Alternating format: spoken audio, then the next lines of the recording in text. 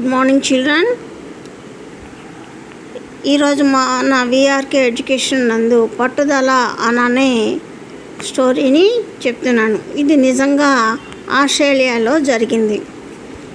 ఆస్ట్రేలియాలో జోయన్ ఉజోన్ అనే ఆర్కిటెక్ట్కి ఒక ఆడిటోరియం నిర్మించడానికి $5 మిలియన్ కాంట్రాక్ట్ లభించింది. ఆ కాంట్రాక్ట్ లభించగానే అతనికి చాలా సంతోషం కలిగి ఆ నిర్మాణాన్ని ప్రారంభించాడు. వెంటనే నెలలు గడిచాయి, సంవత్సరాలు గడిచాయి, కానీ నిర్మాణం ఎంతకు ముందుకు సాగలేదు. ఈలోపు ఖర్చులు చాలా పెరిగాయి. ఆ నిర్మాణం చేసేలో లోపం ఉంది. ఆ కాంట్రాక్టు నిర్మించేదానికి డిజైనే లోపం ఉంది అని సందేహం కలిగి అతను మళ్ళా ఆ ప్రాజెక్ట్ని మార్చాడు. అయినా ఉపయోగం లేకపోయింది. బడ్జెట్ మాత్రం పెరిగిపోయింది. ఖర్చులు పెరిగాయి, కానీ ఆ ఆడిటోరియం అనేది జరగలేదు. పెండింగ్ పడుతూ వచ్చింది. భవనం పూర్తి కాలేదు. పత్రికల వాళ్ళు అందరూ కూడా ఇతనిని హేళన చేస్తూ, అవమానిస్తూ పత్రికల్లో ప్రింట్ చేస్తూ వచ్చారు. అది చదువుతున్న అక్కడ జనాలందరూ కూడా అతనిని షేమ్ చేయడం మొదలుపెట్టారు. భలే కట్టాడులే ఈ భవన నిర్మాణం అని చెప్పి ఎగతాళి చేశారు.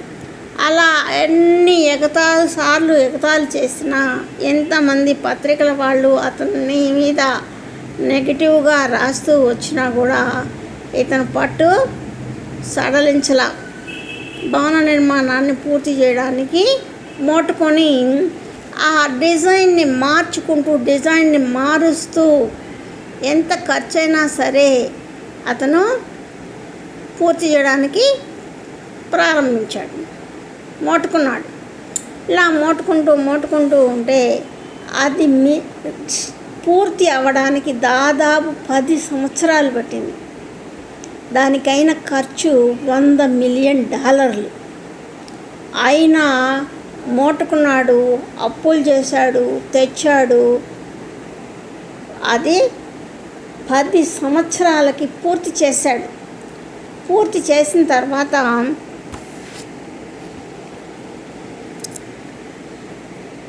అది ఇప్పుడు చాలా అందంగా కనిపించింది.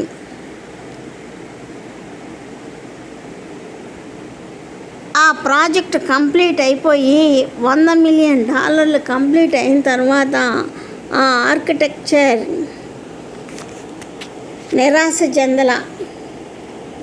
నిరాశ చెందకుండా కంప్లీట్ చేసి పట్టుదలతో సాధించాడు. ఆ ఆడిటోరియం చూసిన జనాలందరూ కూడా ఇప్పుడు ముక్కును వేలేసుకొని ఆశ్చర్యపోతున్నారు. అంత బాగా చక్కగా వచ్చింది. ప్రపంచంలోనే అది అందమైన ఆర్కిటెక్చర్గా కట్టగలిగాడు. అది అద్భుతంగా ఖ్యాతి కలిగింది. అదే ఇప్పటి సిడ్నీ ఒపేరా హౌస్. ఆ కట్టడాన్ని దర్శించడానికి ఇప్పుడు వచ్చి చూస్తూ ఉన్నటువంటి జనాలకి ద్వారా వచ్చే ఆదాయం ఆ గవర్నమెంట్కి $1 మిలియన్. సంవత్సరానికి వచ్చేది $1 మిలియన్ అన్నమాట. చూసారా?